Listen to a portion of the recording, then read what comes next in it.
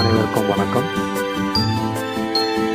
சிறிது கால இடைவெளிக்கு பிறகு மீண்டும் தமிழர் தொன்மத்தினுடைய பதிவுகள் உங்களை நோக்கி. அந்த வகையில் பாலாற்றில் எங்களுடன் பயணித்த அரசு பள்ளி மாணவர்கள் அவருடைய ஆர்வம் மிகுதியின் காரணமாக எங்களிடையே கல ஆய்வுகளுக்கு முன் வந்தார்கள்.